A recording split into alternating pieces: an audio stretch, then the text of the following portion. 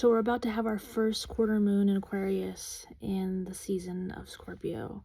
And why is this important? Because as we move through a Pluto transit, and we're all very new in this Aquarius Pluto energy, this, like I've been kind of talking about in some of my other astrological focused readings, is how this season right now is highlighting the tension in our transition into Pluto and Aquarius.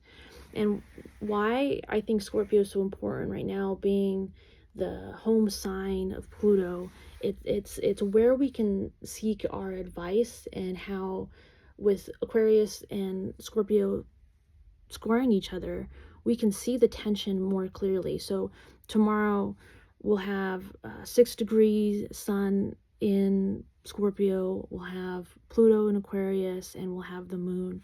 There's some other things going on in the sky right now, like we'll have an opposition with Uranus and Mercury. And I think this is important too, because the quick downloads that we're giving, it gives us that like fiery passion to just kind of trust the intuition and insight that we're receiving from these quick messages. And it's like new wild ideas that maybe like you were already focused on doing something a certain way, and then this idea comes in and you're able to revitalize the plan and move forward. And it's kind of just about having trust through these more tense moments. So let's get into the reading. Let's take a deep breath. And I just ask that we're grounded, present, and open to receive messages. So what does the first quarter moon in Aquarius have to show us? We have strength and the 7 of Wands. This being Leo energy, I think is pretty important to what we have going on. I'd have to look at a chart, but I don't think we have any major planets or movement in the sign of Leo.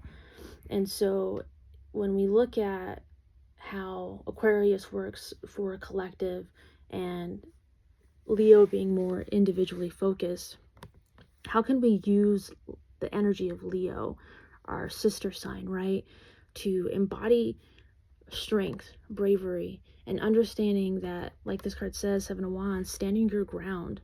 You know, it's using fire energy, right, to work through the mental Aquarius energy that might get stuck in rumination, might see with the moon in Aquarius, see these past emotions coming up and maybe trying to over intellectualize it, right? But really what it's saying is move forward with your power.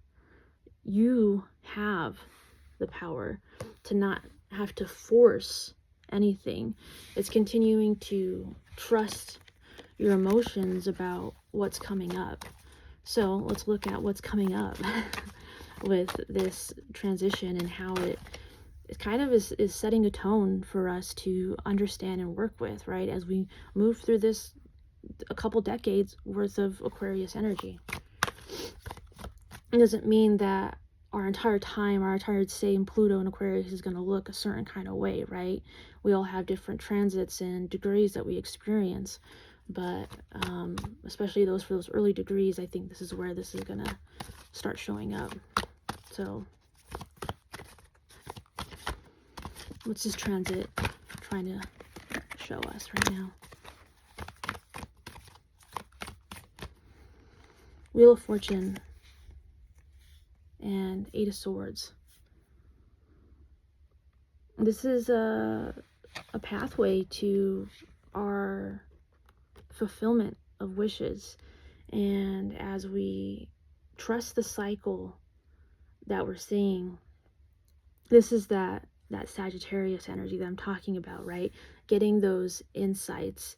And this is like just that feeling of the 8 of Swords here. It's like there's fear, there's like just anxiety about what is going to happen next. Like this isn't working, this plan, like I was saying with Uranus opposite Mercury right now, Mercury in Sagittarius, right? It's like this is that power to say, I trust when I'm going to receive and how I'm going to receive it, and that it's the right time.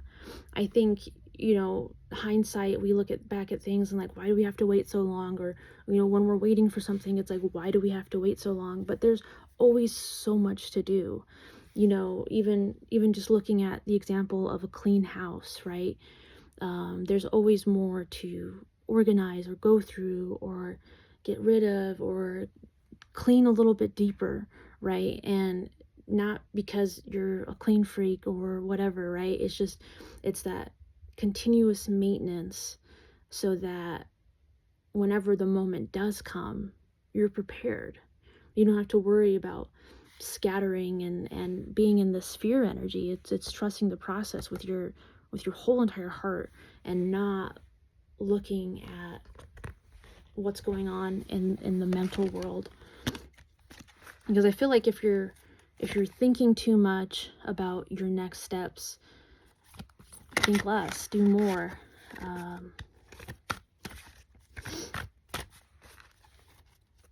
How can we help identify what's right as opposed to fear?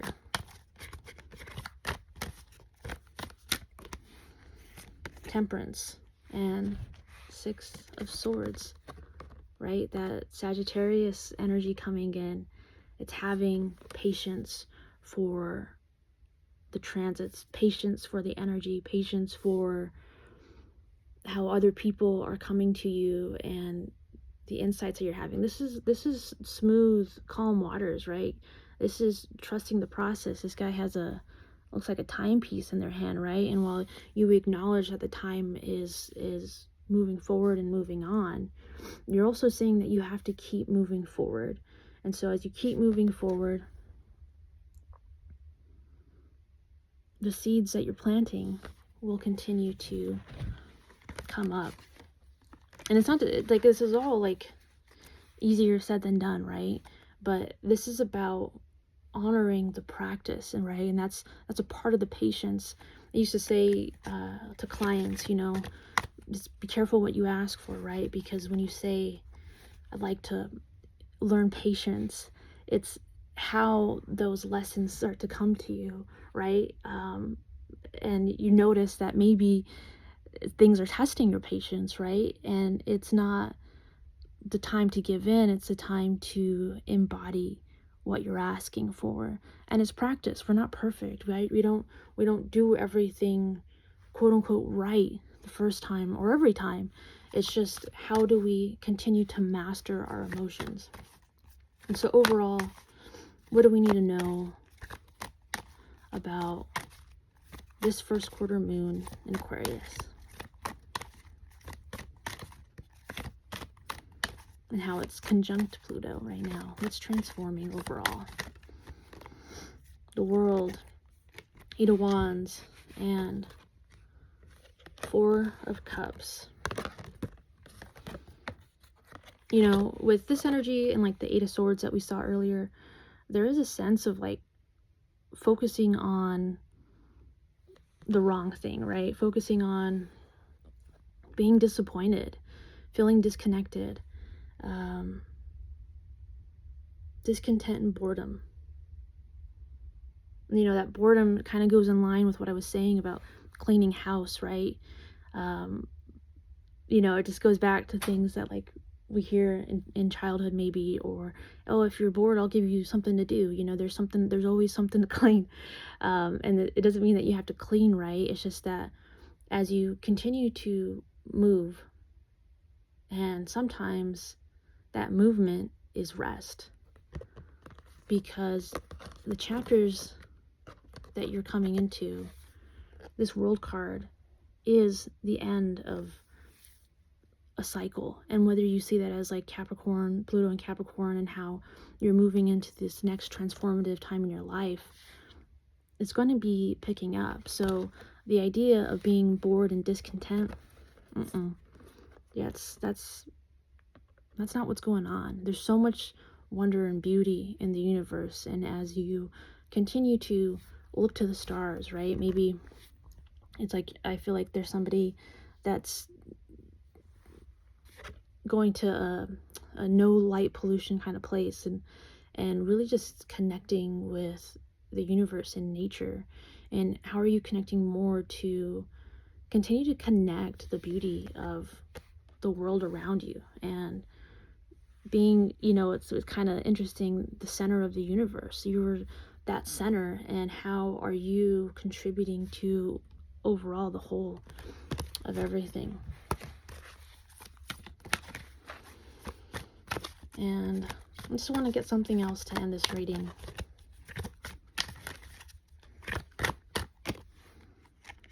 The Lovers and Four of Cups again. Just continue to trust with your heart. Even embrace these slower moments. Whatever's coming up for you now from the past that maybe you saw where you weren't in harmony, or you saw where maybe you lost a partnership. When we look at the Lover's card, we often associate it with Gemini, but there's also a sense of Libra qualities here that we can see, in how fundamental it can be for a Libra and Libra energy to work in partnership, and whether that's romance or any other sort of partnership, right? It's how we contribute to things together. And so as we move through this transition of Aquarius and Scorpio and Pluto being in Aquarius, it's a focus of community, and how inner harmony